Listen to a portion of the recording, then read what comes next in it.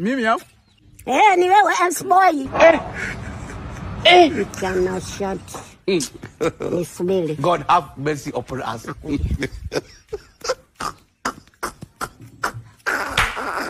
Shikamoo. Unaniamkia nini? Tunaamkiana nini? Hicho kizamani hicho. Nisikilize. Hapa mimi sikuja kwa kuamkiana bwana. Kijana kila nikikuona roho yangu nimekupenda. Nakwambia niko ndondondo. Ila nikikuona tu roho yangu inafanya ti ti ti ti.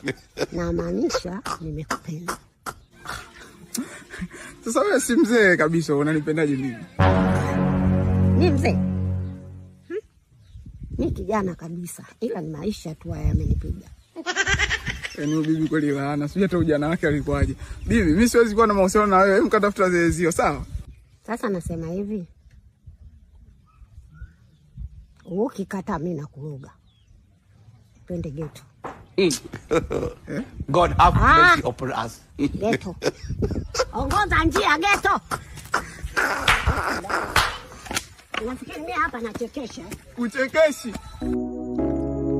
Tanzania imebarikiwa sana kuwa na vipaji vingi vya uigizaji, hususan kipindi hichi cha ukuaji wa teknolojia na mitandao ya kijamii. Kuna wakati tunashindwa kusema kwamba ni wasanii wachanga kulingana na kile ambacho wanakiwasilisha kwa jamii kupitia kazi ya sanaa. Ni kikubwa na kizuri pia. Hata support wanaopata kutoka kwa wapenzi ama mashabiki wa filamu nao ni kubwa. Na hili tunalithibitisha kupitia majukwaa tofauti ambao wanaachia kazi zao. Na hili linaleta ushindani mkubwa sana baina ya tamthilia hizi mbili ambazo ni Sikitu pamoja na Dunia. Wewe unaipenda ipi? Sikitu au Dunia? Kwa sababu gani? Kamvevo au Manyanya? Tuandikie kwenye comment.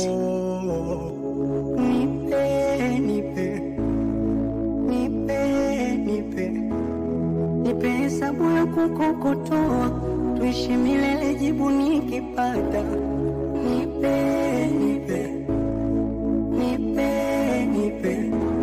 Nipe hesabu ya kukokotoa, tuishi milele jibu nikipata.